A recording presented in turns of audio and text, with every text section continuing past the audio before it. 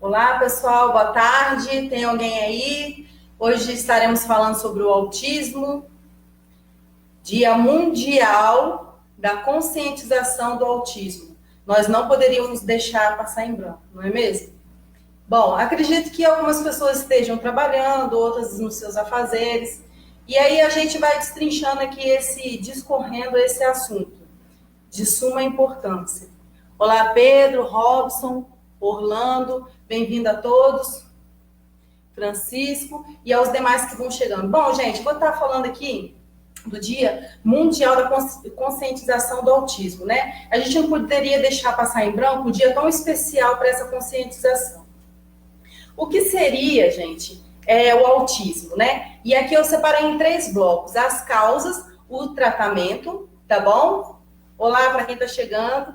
Então, separei aqui as causas, os tratamentos e os direitos do autismo, tá? Do autista. Vocês estão conseguindo me ouvir direitinho? Deixa eu colocar aqui para ver se o pessoal está conseguindo me ouvir. Na verdade, vou estar dando uma pinceladinha, porque são vários assuntos, tá certo? Que envolvem o autismo. São os mais recorrentes mesmo, de suma importância, para os pais estarem sabendo, os profissionais envolvidos nessa área, tá certo? Então, vamos falar das causas. As causas em si, a gente fala que é de causa genética, né? É por herança mesmo, tá certo? E o autismo, ele é considerado como um transtorno ou um distúrbio. Muita gente acha que o autismo, ele é uma síndrome. Ele não é uma síndrome. Ele pode ser conhecido como transtorno, tá? Tanto faz, ou quanto um distúrbio. Eu fiz umas anotações aqui para não passar desapercebido, que o pessoal sabe que eu gosto de anotar, né? Para não ser desmerecedora em nada, a gente fazer as pontuações relevantes. Por que não é uma síndrome? Porque a síndrome, basicamente, a diferenciação da síndrome para o transtorno ou distúrbio, são similares, né? Já a síndrome não. Por quê? Porque a síndrome, ela envolve os aspectos físicos, né? Tá nítido que a pessoa tem uma síndrome, né? Tá nítido que a pessoa tem alguma coisa, tá certo? Já quando se trata de transtorno, se trata de distúrbio, que é o caso do autismo, ele é algo orgânico, é dentro da cabeça da pessoa, tá certo? Não é nada nítido, assim como o síndrome de Down, por exemplo. O síndrome de Down dá para você ver em suas percepções físicas que ele tem uma alteração, né? Às vezes leve, às vezes moderada, mas tem uma alteração no seu físico. Já o autismo não, tá? Então por isso que a gente chama o autismo de transtorno ou distúrbio, porque não tem não é que é deformação, não tem essa alteração no físico, tá certo? Então aqui eu vou estar fazendo também uma diferenciação do que é hoje o autismo, o que foi antes. Antes, o autismo, ele se caracterizava no clássico, tendo ali suas moderações leves, severas, né, dentre outros níveis. Dentro dessa classificação existia o Asperger, que a gente chama, tá? Que hoje o Asperger, muita gente fala que é o autismo leve, mas não é mais o autismo leve, tá? Ele ganhou uma classificação própria, o Asperger. Por quê? A gente vai estar fazendo uma comparação. Por que o Asperger? Porque o Asperger, ele é muito semelhante ao autismo em qual termo? Ele é um autismo leve, então ele pertencia a essa classificação, mas desde 2013 ele ganhou uma nomenclatura própria no sentido de vamos tratar do Asperger de forma separada do autismo, mas há aqueles que ainda chamam o Asperger de autismo leve, tá, gente? Meio que não está errado, porque pertencia a essa classificação, como autismo leve. Mas hoje, como eu havia falado aqui, tá? Desde 2013, a gente trata o Asperger de uma forma mais separada. Vamos estar fazendo aqui um paralelo na diferenciação do autismo e do Asperger. Vamos lá, olha, no que tange a reciprocidade, tá? O autista, ele não tem, ali para os pais, não tem contato visual, o seu comprometimento psicológico é grande. Já no Asperger, não. Ele até conversa com você, tá? Ele não faz acompanhamento visual, mas ele sempre tem aquela distração também ao conversar com você. Só que ele não é tão quanto o autista. O Asperger, ele tem como se diz? Ele tem uma diferenciação bem leve, tá? Tanto é que seu aspecto neurológico, ele é normal. Neurológico não, assim, né, no funcionamento da inteligência, é normal, tá? Quando eu falo normal aqui, gente, aí vocês vão dizer assim, Michele, mas eu conheço 1, conheço 2, conheço 5, que não é assim, 20. Quando eu estou tratando aqui, estou tratando na regra, tá? Não estou falando na exceção. Ou seja, então, em sua maioria, o Asperger, ele tem um funcionamento da inteligência normal, tá? Lógico que tem as suas exceções. O autista, ele é muito fácil da gente estar reconhecendo desde muito cedo, né? Se a criança é autista. Por quê? A gente entra ali no processo de diferenciação, né? Eu gosto de dar sempre esse exemplo. O pai colocou o bebê dentro do berço e tem aqueles móveis, né? Aqueles bichinhos que ficam balançando dentro do berço. Aqueles móveis, porventura, eles não estão ali sem propósito. Os móveis, ou seja, aqueles bichinhos que ficam sacudindo ali no berço para dar uma noção de reflexo, de movimento, ele faz o processo de diferenciação, ele ajuda nesse processo de diferenciação.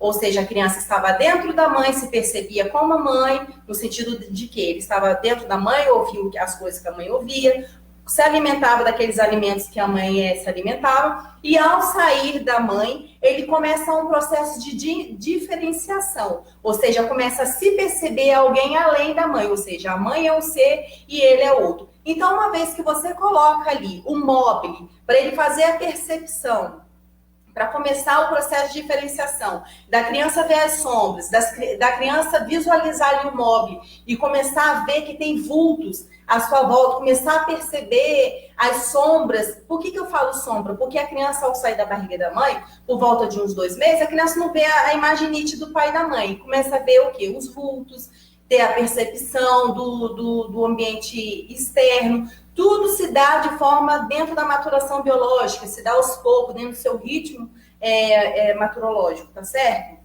Então, esse móvel, uma vez ele vai estar ajudando na diferenciação desse processo. Ou seja, se eu tenho um móvel dentro do berço e eu vejo que o meu filho não tem acompanhamento visual, ou seja, ele não percebe que um movimento vai para cá, um movimento vai para lá. Não no sentido de que ele vai ver nitidamente quando ele sai da barriga da mãe, mas ele não consegue ter essa percepção que tem algo fora dele, que outras crianças, né, entre aspas, que seriam normais, ou seja, que não estaria dentro dessa anormalidade, né, ela perceberia que tem vultos, né, fora dela, tem outros movimentos, tem outros seres. Essa criança autista, ela não consegue fazer esse acompanhamento, tá certo? Agora, uma coisa muito bacana também é quando você se direciona falas para a criança, né? Você mexe, você balbucia, ô bobobô da mamãe, ô tititi, ô lindinho, né? Ou você pode ali estar fazendo uma série de palavras, de conjunção de sílabas, montando a palavra que você quiser, ou seja, não importa a palavra convencional ou balbucio que você faça com a criança, dentro da normalidade, espere-se que aquela criança te responda também dentro de balbucio, né? Ou seja, ou ela vai balançar demais as perninhas porque você está falando alguma coisa ou está balbuciando juntamente com ela está balançando o braço, ela está olhando para cá porque o som vem daqui, ela está olhando para lá porque o som vem de acolá, né? Mas as crianças autistas não, elas não fazem essa diferenciação, não conseguem ter essa percepção corpórea, né? Corporal, que a gente chama, né? Ou seja, falta ali a compreensão corporal, visual, de estar acompanhando o outro, de estar acompanhando aquilo que está fora dela, tá certo? Eu tenho que ler aqui, porque são vários pontos, tá? Então, falamos aqui que o intelecto do autista, ele pode ser variável, tá certo? Já o Asperger, que hoje não se taxa mais como autista leve, a gente até usa essa nomenclatura para ilustrar melhor para os pais, mas hoje o Asperger, ele é tratado de uma forma diferenciada, de uma forma particular ao autista, tá certo? Ele já tem o seu intelecto normal e suas funções normais, né? É uma criança que vai estar falando, construindo palavras, fala no seu momento certo. Lógico, é aquilo que eu falei, aqueles que têm a exceção, mas nós estamos trazendo o que, gente? Como eu sempre trago para vocês, a regra. A regra é que 90%, 95%, vamos dizer assim, né? O Asperger, ele tem o bom funcionamento da sua inteligência, ele constrói a fala dentro da perspectiva certa, né? De idade, vamos dizer assim, né? Que nós entramos também na live anterior, que é a alfabetização, tem todo o processo, maturação biológica, estímulo, né? Mas, ressaltando aqui, o autista, então, ele tem um intelecto variável e o Asperger tem um intelecto normal. Por quê? Por que a gente fala que o autista ele tem um intelecto variável? Porque 5% deles têm alta habilidade, isso é dado estatístico, tá? São dados que eu estou trazendo para vocês. Então, por que o intelecto do autista é variável? Porque pode variar, ou seja, 5% da população autista, tá? Tem altas habilidades, 40% tem um intelecto normal. Ah, Michele, tem autista com intelecto normal? Tem, mas tem dentro lá dos 100% por volta de 40%, tá? E 5% tem altas habilidades. E por volta de 50% tem aqueles que têm deficiência intelectual associada com o retardo mental, tá bom? Então, por isso que eu falo com intelectos aqui do autista é variável, por quê? Porque ele vai desde os 5% que tem alta habilidade, 40% tem a sua normalidade funcional na inteligência, e 55%, né, está dentro daquele retardo mental, associado ao retardo mental. Então, por isso que o intelecto do autista, ele é invariável, ou seja, ele não é taxativo, ele tem lá suas variações. Já o Asperger, que estava dentro, repetindo novamente, dentro da nomenclatura de autista leve, que hoje é tratado de uma forma separada, né? O Asperger, ele tem a sua funcionalidade da inteligência normal, tá? Como eu já tinha falado. A adaptação do autista, tá? Ele requer mais atenção, ele requer mais intervenções, mais mediações, requer um profissional 24 horas, se for possível, do lado dele, estimulando no momento certo, na hora certa, para ele poder se desenvolver. Já o Asperger, ele não precisa tanto assim de acompanhamento, ele é mais independente do que o autista, tá? Ah, Michele, eu cheguei agora, não estou entendendo nada. A gente está fazendo a diferenciação aqui do autista e do Asperger. O Asperger, até 2013, ele era classificado como autista leve. Hoje, ele é tratado de uma forma separada, tá bom? Porque tem as suas peculiaridades, tá bom? Então, eu estou fazendo aqui um paralelo de diferenciação entre o autista e o Asperger. Continuando. Tá. Ó, o que eu coloquei aqui também que não pode passar desapercebido é que o autista, ele tem ecolia. O que seria isso? É aqueles balbucios, né? Que às vezes você vê a criança ali, o filho, né? Ou quem você representa, ou quem você atende, aquela criança tem ecolia em qual sentido? Ela escolhe uma série de sons que sempre fica ecoando aquele som repetidamente, tá bom? Repetidamente. Esse é o autista. Já o Asperger, ele não tem essa ecolia, tá bom?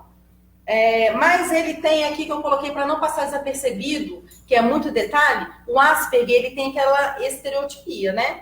Já a estereotipia porque autista e o Asperger, tanto um quanto o outro, tem as suas estereotipias, ou seja, as suas manias tradicionais, as suas manias rotineiras, né? Que sempre está repetidamente ali dentro do contexto. Já o Asperger, a sua estereotipia não é, por exemplo, o autista. Se você der um brinquedo para ele, um exemplo, tá, gente? Ele vai pegar aquele brinquedo, aquele carro, e ele não vai dar a função certa para o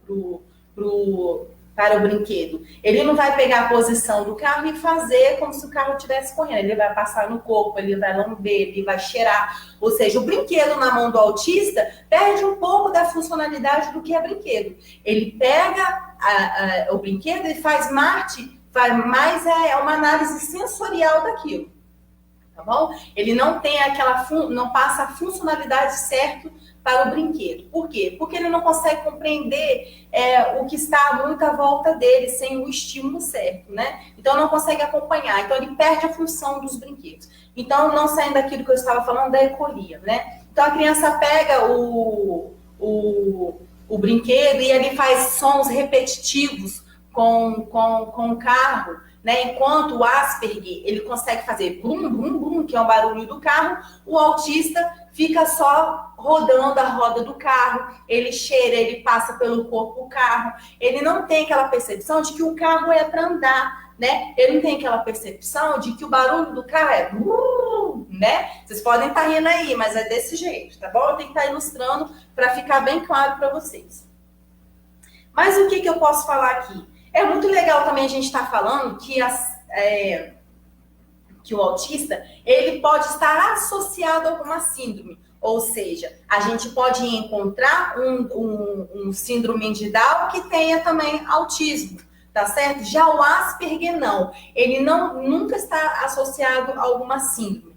Bom, até hoje não foi se descoberto que o Asperger, ele está associado a alguma síndrome, tá? Então, o meu filho é síndrome de Down, Michele, mas foi também diagnosticado como Asperger? Não, tá? O seu filho é síndrome de Down, mas autista, se for o caso, tá? Então, o que a gente tem que fazer aqui a menção, relembrando que o Asperger, ele nunca está associado a alguma síndrome, tá certo? Ele não se associa a alguma síndrome.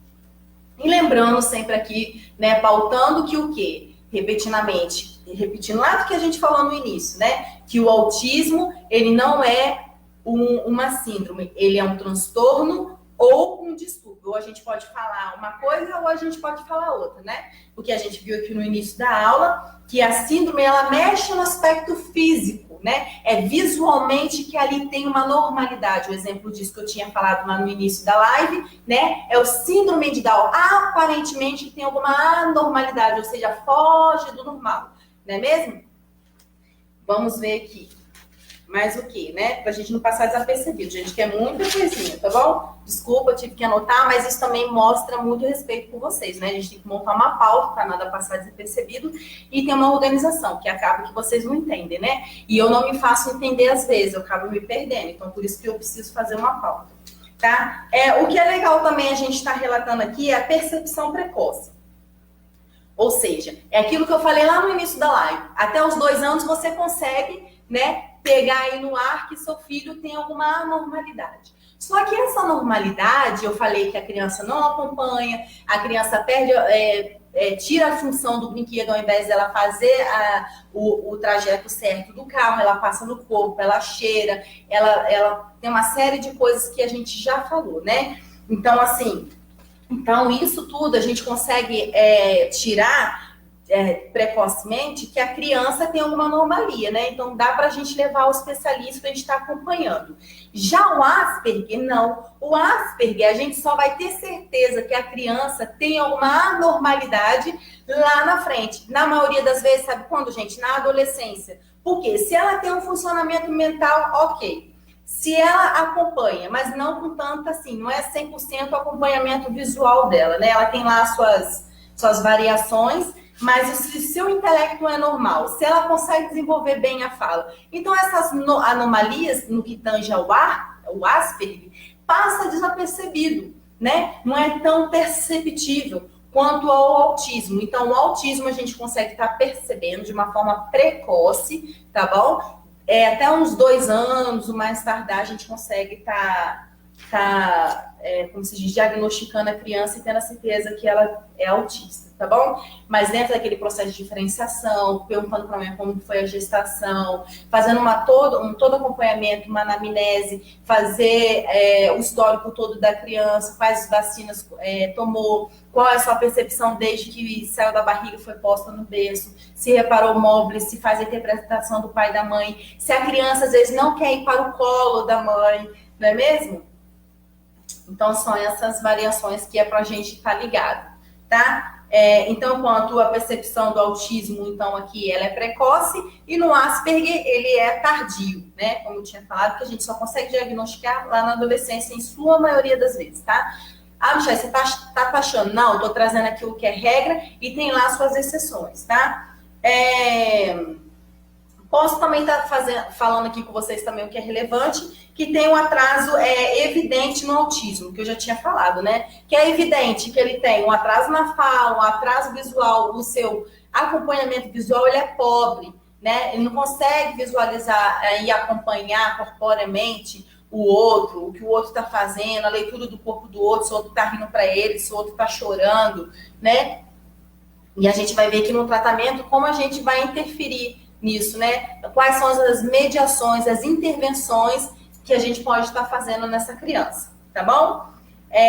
E o atraso no Asperger, enquanto o autista é evidente que ele tem retardo na fala, retardo no acompanhamento visual, dentre outras coisas que a gente já mencionou, o Asperger não, né? Ele tem um atraso discreto. Ou seja, só lá na frente que a gente vai saber, né, se a criança ou adolescente é mesmo Asperger, né? Porque passa desapercebido. A sua anomalia, a sua anormalidade, o seu transtorno, o seu distúrbio é tão assim camuflado de uma forma que a gente não consegue perceber, tá certo? De primeiro. Coloquei aqui também, muito legal também, que os problemas cognitivos no autista é o que é muito mais sério que nos Asperger, né? Porque quais são os problemas seríssimos cognitivos no autismo? Mais dificuldade na coordenação, dificuldade motora, ele é mais impulsivo, ele tem problema de memória curta, tá certo? E as suas funções executivas ficam comprometidas, ou seja, não consegue fazer a mera arrumação do quarto. Essas são as funções executivas. Uma das funções executivas, ou seja, de se organizar. Organizar por dentro, organizar o ambiente, e não consegue fazer essa percepção. Já para a coordenação psicomotora, eu sempre recomendo uma reorganização neurológica. O que seria isso? Lá dentro do tratamento eu vou estar falando isso, vou estar repetindo. É os pais, tá certo? Fazendo acompanhamento em uma clínica onde tem fonoaudiólogo, terapeuta, pedagogo, psicólogo, eu vou estar dizendo qual a função de cada um, tá? Neurolinguista, psicopedagogos, para estar fazendo acompanhamento. Essa reorganização neurológica que eu falo aqui, ela faz toda reorganização. O próprio nome já disse, reorganização neurológica, ou seja, você vai fazer uma reprogramação, uma reorganização dentro da criança.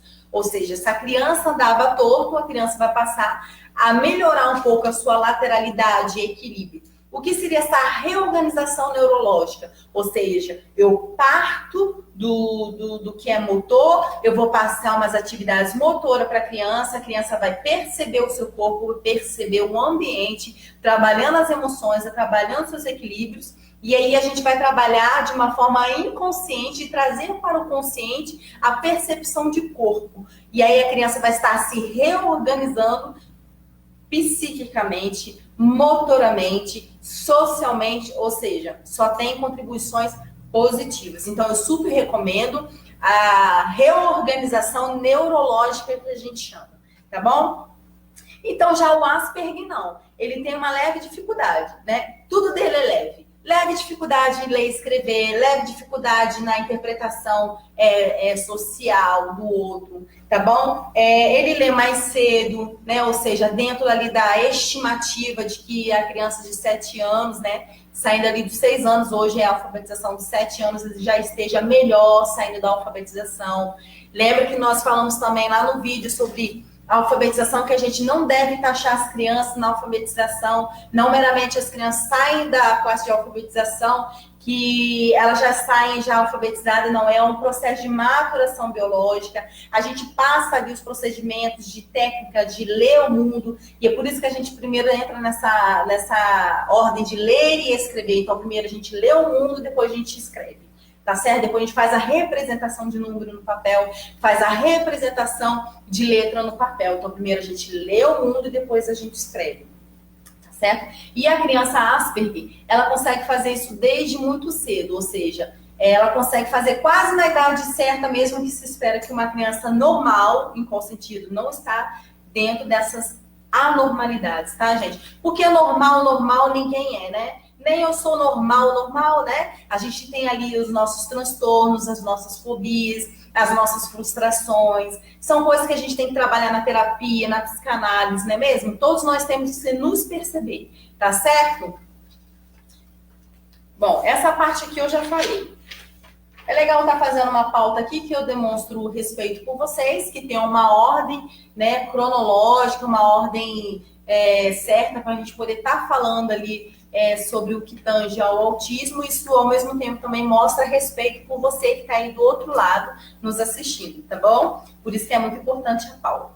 O legal aqui também de eu estar falando sobre avaliação. Aqui eu já entro no que tange ao tratamento, porque eu tinha separado ali as causas, tratamentos e os direitos do autista, tá?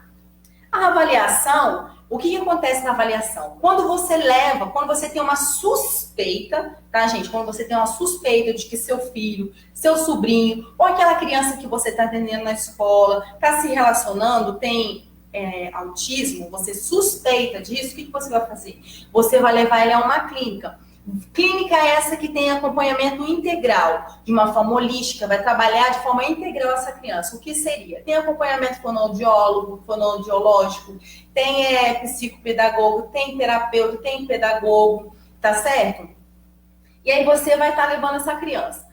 Não aceite profissionais que taxem de primeira que a criança tem autismo, tá certo? Eu atendo há 12 anos, tá? Eu não sou médica, não sou psicóloga, sou terapeuta, pedagoga e terapeuta. Fiz magistério, fiz pedagogia e as minhas especializações são em terapias. Ou seja, tenho linguística também. Ou seja, eu atendo essas crianças há 12 anos, mas eu nunca falei com os pais de forma taxativa, por mais que seja aguçada a minha percepção, diagnóstico para os pais de primeira. Profissional bom, capacitado, nunca dá diagnóstico de primeira para os pais, se atente a isso, tá certo? Esses que dão diagnóstico de primeira, tá taxando o seu filho na maioria das vezes. Lógico, né, que é aquilo que eu falo, a gente sempre traz a regra e as exceções. Claro que tem aqueles profissionais que são muito bons, muito perceptivos, que conseguem já de primeira já pegar, né, se a criança realmente se cabe ali dentro do autismo. Só que como se diz, a gente tem que ter um certo cuidado, né? É muito minucioso a gente chegar para o pai e falar que a criança tem autismo, né? A gente precisa ter certeza. Uma coisa é a gente desconfiar, porque a mãe desconfia lá desde a casa, né? Que a criança tem uma certa normalidade, a sua percepção, a sua leitura de corpo, aquilo tudo que nós falamos, né? Se enquadra dentro do autismo. Outra coisa é a gente trazer essa criança para a clínica, tá fazendo todos os procedimentos, tá? E a partir da 4ª sessão, mais ou menos, a gente vai dar o diagnóstico certo para o pai, tá certo? Bom, na clínica que eu trabalho e eu trabalhei, a gente sempre dá a partir da 4ª sessão de terapia, tá? Porque aí a criança faz a percepção com o fonoaudiólogo, faz a percepção lá com o psicólogo, com o terapeuta, com o psicopedagogo, com o neurolinguista, com vários profissionais, tá? E aí a gente dá o diagnóstico fim para o pai, ou seja, né? Traz, na verdade, ele pra gente, faz essa percepção de que o filho dele precisa de aceitação, precisa de tratamento. Então, o processo de aceitação, gente, não é o pai levar a criança até a uma clínica e já dizer, ó, seu filho é autista porque ele roda a roda do carro. Não, gente, se ele roda a roda do carro, porque às vezes a criança gosta de brincar daquela forma, é igual taxar a criança quando escreve de preto, né? Bom, a criança desenhou de preto, então a criança é psicopata. Rabiscou demais de preto, dentre outras cores, a criança só escolheu o preto. Então, a criança tem algum problema mental. Não é, né? Às vezes, o preto é a única cor que ele consegue ali na correria de todos os colegas, de todas as cores, ele pega só o preto. Então, não é porque a gente vê algo conciliado ao que a gente lê, o que a gente percebe, que a gente tem que taxar a criança. Então, tem que ter cuidado, tá? Dentre uma causa e outra, vocês pais, no sentido de vocês pais, podem taxar o filho de vocês como autista. Então, por isso que eu tô falando, ter cuidado com esses profissionais que já taxam de primeira que o filho de vocês tem autismo, tá? É necessário de 3 a 4 sessões para começar o diagnóstico de autista, tá certo? para passar ali por todos os profissionais, tá? Eu achei muito legal também tá listando aqui. Tá. Michele, o que o psicólogo vai estar fazendo? O psicólogo ele vai estar trabalhando, vai estar analisando uma escala diagnóstica, ou seja, o que eu tenho que desenvolver naquela criança, o que se pretende desenvolver e, no final, o que eu desenvolvi nessa criança. O terapeuta, por sua vez, ele vai estar fazendo ali um mapa sensorial. Esse mapa sensorial, que na verdade eu faço como terapeuta, eu acho muito bacana. Por quê? A gente trabalha ali a psicomotricidade, tá? É aquilo que eu falei, que é a reorganização neurológica, trazer a criança para a psicomotricidade, que a gente chama. Fazer o reconhecimento de corpo, porque a gente lê o mundo a partir daquilo que nós sabemos da gente. Então, a criança tem que se auto-perceber dentro daquele contexto, dentro daquele mundo, auto-posicionar, conhecer suas emoções, suas manifestações, através de balbucio, através de movimento, através de gritos, né? Reconhecer as emoções, o universo das emoções que são trazidas. Então, a terapia ajuda nesse mapa sensorial, na psicomotricidade, no estímulo sensorial, interpretação do autoconhecimento, como eu já falei. E o legal aqui também do terapeuta, também na clínica, que eu coloquei aqui também, é conhecer as emoções. Ou seja, o João chega para mim e começa a fazer pirraça, né, dentro do autismo, porque ele não consegue se manifestar da forma com que ele gostaria, né? Porque ele não percebe o outro, ele não sabe se o outro está percebendo ele dentro daquela ordem, até que isso seja organizado dentro dele. Então, essa organização de emoções seria o seguinte: o João chegar para mim e começar a se debater, eu querer chamar minha atenção, porque ele quer água, porque ele está agitado, porque ele quer ir ao banheiro. Então, eu começo a ditar para o João o tipo de emoção que ele tem. Bom, João, você está assim porque você está agitado. Você sabe o que é agitado, João? Agitado é quando a gente fica desconfortável com alguma situação. É normal que alguém se sinta agitado. Olha, a tia Michele, lá eu falo de tia Michele, tá, gente? A tia Michele, ela se sente agitada também por algumas vezes, e você tem o direito de se sentir agitada. Só que quando você se agitar, João, sentir que está agitando, você tenta fazer um pouquinho menos de barulho para a gente poder entender o que você está falando. Lógico que ele tem ali suas manifestações, né, que são aguçadas, mas a gente vai educando a mentalidade desse autista. A gente vai reorganizando dentro dele percepções que vai partindo dele ali dentro do contexto pequeno, que é da clínica, e dali, futuramente, ele vai conseguir aflorar aquilo para o social, tá? Ou seja, clínica boa não é aquela que trabalha apenas psicomotricidade, fonoaudiologia, acompanhamento psicológico, neurolinguístico, não é isso. É também a percepção das emoções. É trazer ele para esse mundo, tá? O que seria o que a gente chama de... agora me fugiu o nome, né? Quando a gente quer inserir a criança ali. A gente tem que trazer o quê? Que nem, por exemplo, a gente quer adaptar o deficiente, né? Que usa roda. Usa a cadeira de roda. A gente não pode só dizer que ele é aceito, né? Para a gente fazer toda abordagem e trazer ele para o nosso mundo, a gente precisa de rampa, a gente precisa, né, que é o estado físico ali na estrutura, rampa, a gente precisa que ele conheça o autocorpo dele, o autoconhecimento, né, as suas necessidades. Então, ou seja, a gente parte desde o físico, da estrutura daquilo que está, daquele micro para o macro, tá? Então, essa organização que a gente tem que fazer a princípio. Fonoaudiólogo. Fonoaudiólogo vai estar fazendo acompanhamento de fala, respiração. Então, como a criança autista ela tem tem mais dificuldade, né, no desenvolvimento da fala, ela vai estar fazendo os procedimentos certos com o fonoaudiólogo de respiração, né, de acompanhamento ali do que é leitura, do que é escrita, né, acompanhado também com o pedagogo. O pedagogo é muito interessante, deve estar trabalhando conciliado com o fonoaudiólogo, tá? Eles trabalham sempre muito junto, esses dois, tá? No que tange respiração e fala, tá certo? Bom, já falei do psicólogo, do pedagogo, né, que ele vai entrar também com a leitura escrita, a mera técnica, né, de ler e escrever. A gente primeiro lê o mundo, depois é escrito, por isso que a gente fala nessa aula de ler e escrever, né? E o legal aqui é do sistema de troca de figura, tá? É sistema de comunicação de troca de figura, eu vou estar falando lá na frente, que é muito bacana mesmo. tá? Na verdade, eu já posso estar falando de uma vez, tá? Quem trabalha isso é o pedagogo, tá? Esse sistema de comunicação de troca de ficha, gente, trabalhado pelo pedagogo, ou pelo fonoaudiólogo, ou pelo linguista, o que acontece? Não é que é uma regra, ela tem uma, como se diz, uma escala de acontecimento, que a gente vai percebendo como a criança vai se percebendo dentro daquele sistema de comunicação. Porque se é uma criança que se debate muito, né, que o autista é assim, ele se manifesta dessa forma, até que suas organizações neurológicas estejam, né, mais acentuadas, mais trabalhadas, essa forma dele se expressar tende a melhorar, né, ele se autoconhecendo, conhecendo as suas emoções, a tendência dele ficar mais calmo, a tendência dele ficar mais relaxado, se compreender é maior. Então, esse sistema de ficha, ela parte da percepção da criança, ou seja, primeiro, a gente tem várias, né, escala aqui de sistema de ficha, de comunicação por troca de ficha, que é a PEX, que a gente chama. Então, como que a gente começa ali? Primeiro, introduz na criança ali uma única figura. Aquela figura ali que representa uma mão pegando um objeto. Eu sempre trabalho com essa figura, que seria o quê?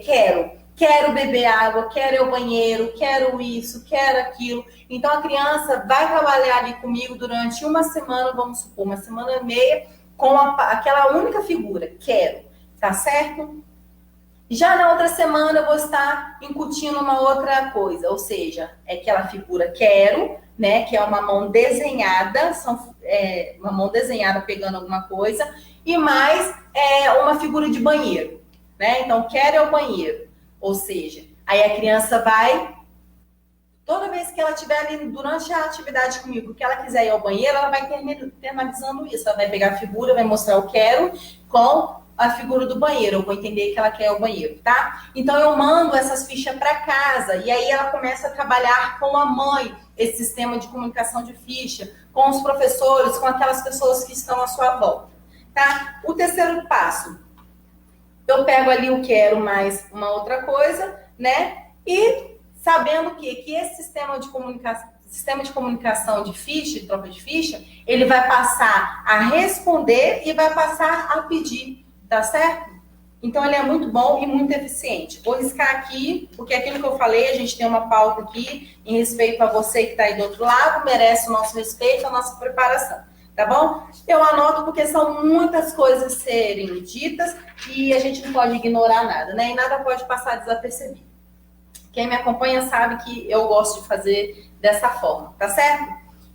Medicação. Então, a gente continuando aqui o tratamento, que a gente falou das causas, né? E a gente fez a separação de autista e Asperger, que até 2013 Asperger estava pertencente ao grupo do autista, ou seja, era taxado como autista leve. Hoje o Asperger, ele é tratado de forma separada, porque eles chegaram à conclusão de que tem as suas peculiaridades, tá? Ou seja, enquanto o autista ele tem mais dificuldade de interpretação, de fala, de socializar, de escrita, de fala, o Asperger, ele tem tudo isso, mas de forma leve, tá? Então, vamos lá para a medicação controlada. Continuando aqui. Fica ainda comigo aqui, porque eu separei em 3 causas, tratamentos que eu ainda estou falando aqui, que agora eu vou falar no que tange a medicação controlada, e tem na parte do direito, tá? A previdência, que no caso eu coloquei previdência, mas não é aposentadoria para o autismo, para o autista não, tá? Eu vou estar explicando para vocês direitinho. Bom, esses medicamentos que eu vou falar aqui são medicamentos que amigos de clínica me passaram o que deu certo, o que não deu, tá? Porque eu sou terapeuta, pedagoga e terapeuta, mas eu não posso medicar a criança. Geralmente quem medica é o psiquiatra e o neurologista, tá? Neuropediatra, tá? Ou neuropediatra ou psiquiatra que passa medicação. Só que eu anotei aqui com muito carinho algumas medicações, tá? Com anos lá de experiência, medicações que eu vi dar certo, ter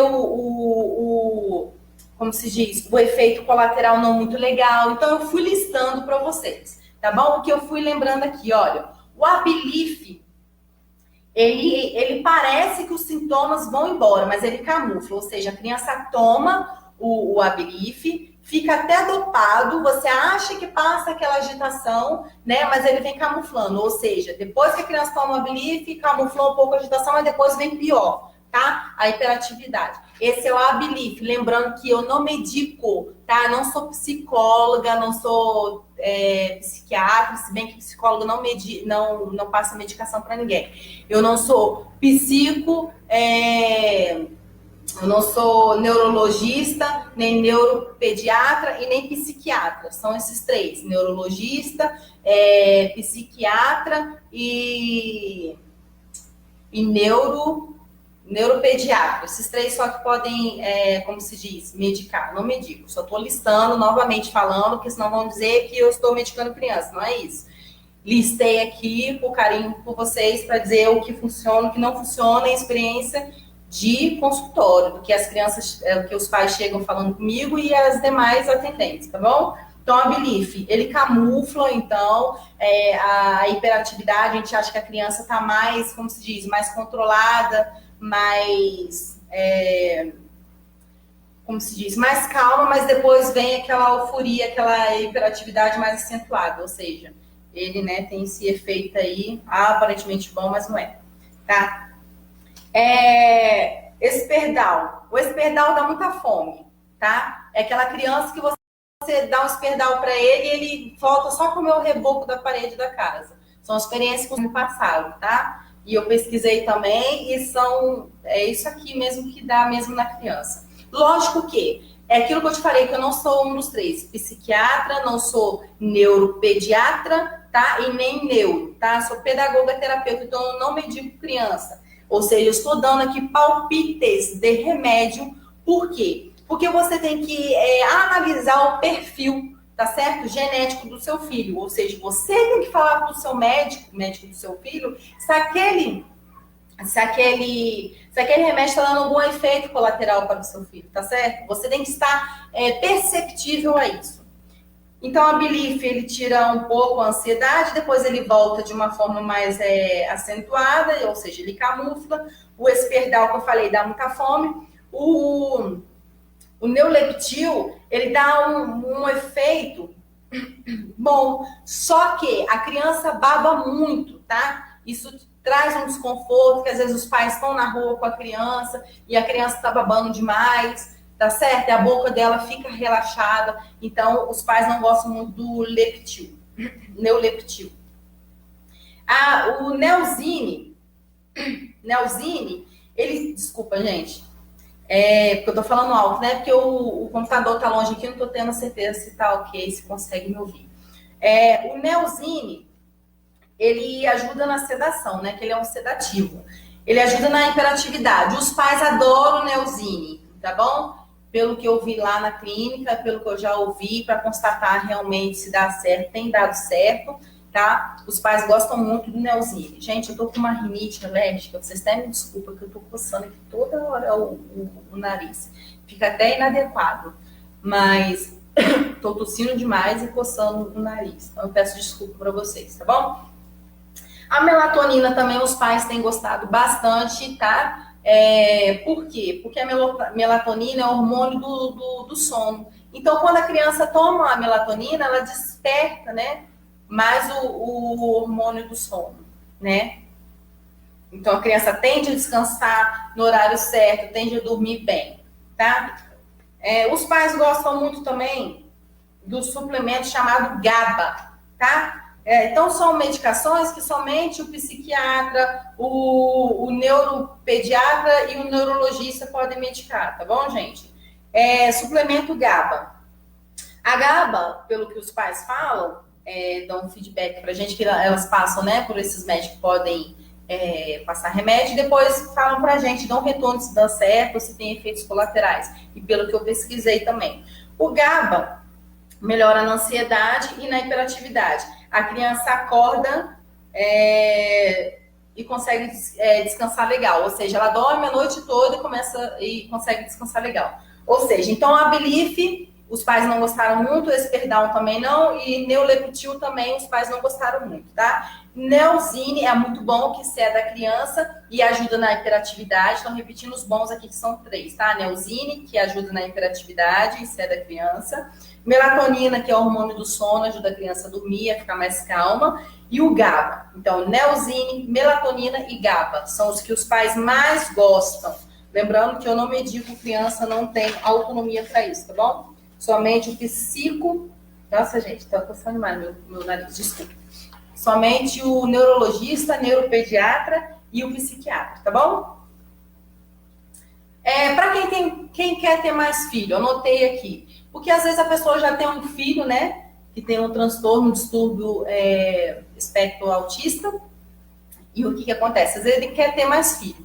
A estimativa para você ter um outro filho, tá? Com esse transtorno, com esse distúrbio, é de 20%. Ou seja, como a gente está falando das causas aqui, que são genéticas, né? Que ainda está em estudo das causas mesmo, se aprofundado, que são, o que causou o autismo, até hoje a causa é genética. Então, você tem a predisposições de 20%, tá? De acontecer de novo. Então, reparar na família se já teve algum esquizofrênico, de algum Asperger, se já teve algum hiperativo, algum autista, tá certo? E está levando tudo isso para o neuro, ou seja, pedir para ele fazer uma anamnese, tá? Ou seja, um histórico de vacina que a criança já tomou, que os pais tomaram, tá certo? Como é a gestação, como foi a gestação, quais são as doenças mentais que tiveram na família, tá certo? As doenças comportamentais, neurocomportamentais. Então, a gente tem que levar tudo isso para o médico, tá?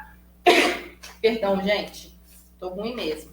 Mas em respeito e carinho a vocês, como eu, né, disse que eu ia fazer essa live, aqui estou.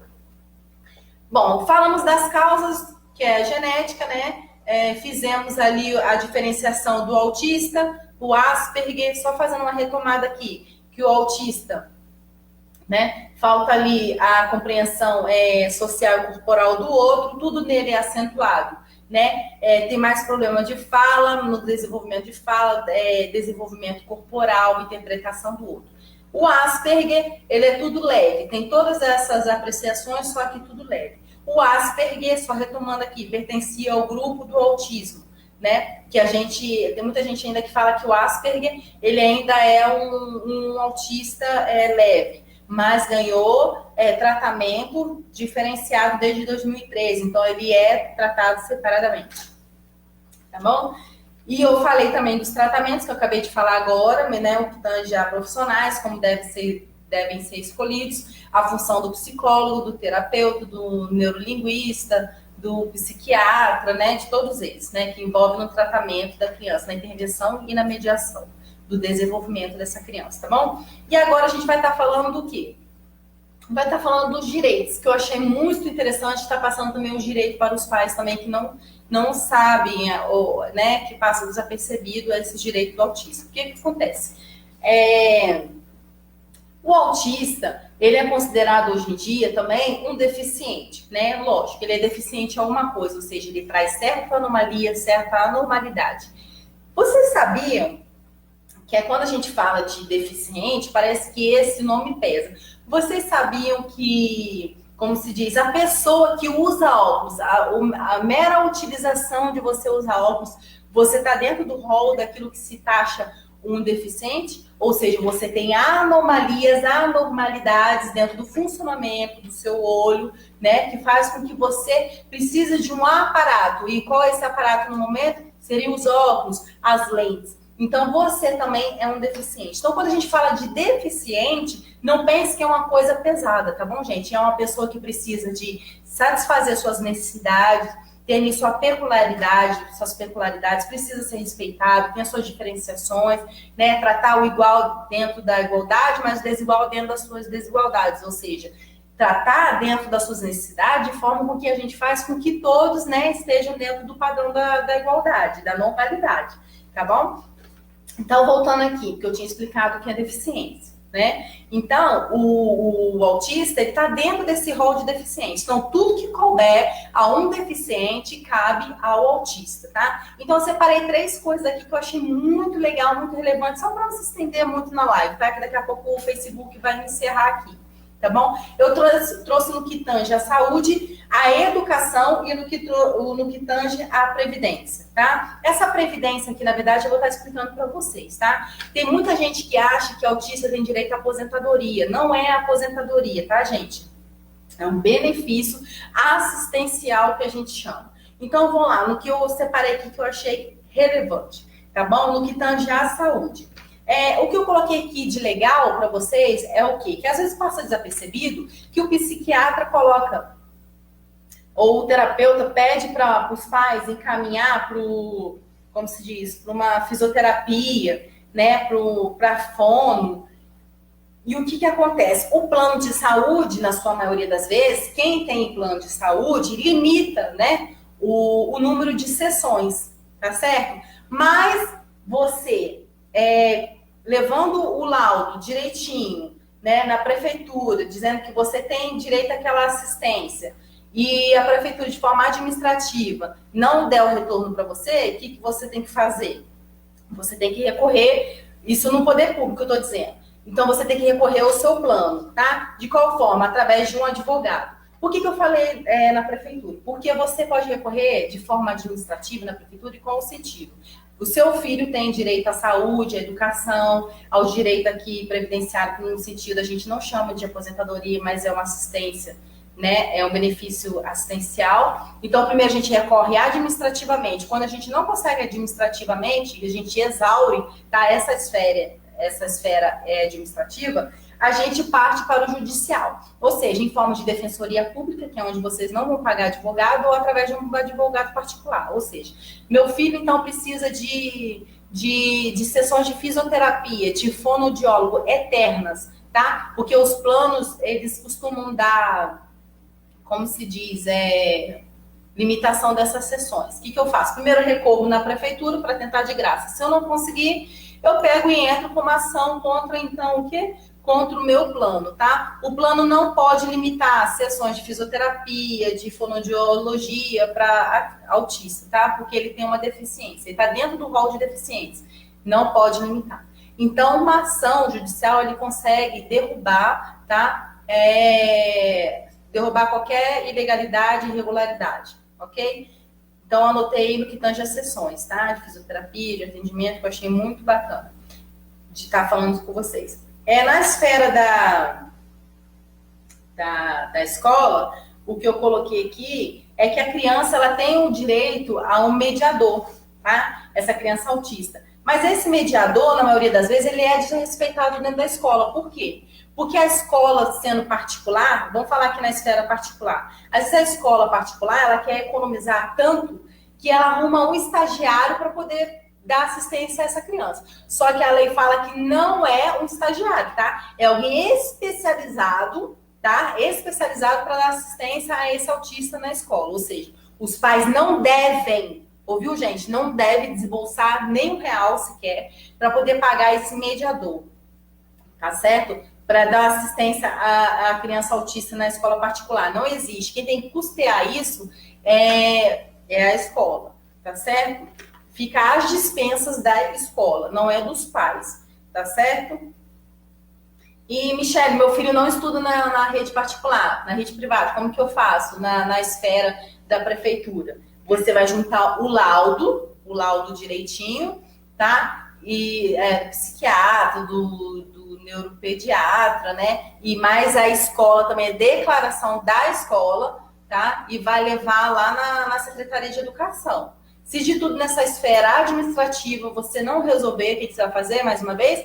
Você tem que arrumar um advogado para poder derrubar isso, tá bom? Essa ilegalidade através de ação judicial, tá? E como que eu consigo advogado? Novamente, defensoria pública, onde você não paga nada, ou por seus próprios recursos, né? Que é o advogado particular. O que eu anotei aqui também muito legal no que tange a previdência. Por que eu coloquei previdência? Porque a gente liga muito à aposentadoria, né? As pessoas acham que o autista ele tem direito a uma aposentadoria. Não é aposentadoria, tá, gente? O autista ele tem direito a um benefício assistencial. Por que não é aposentadoria?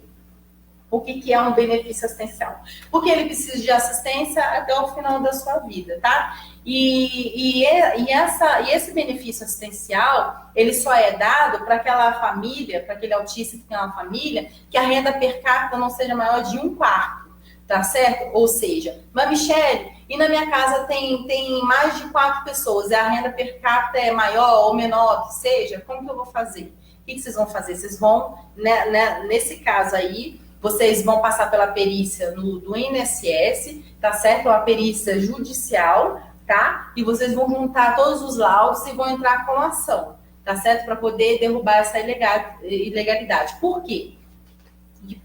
Porque, às vezes, isso é muito relativo.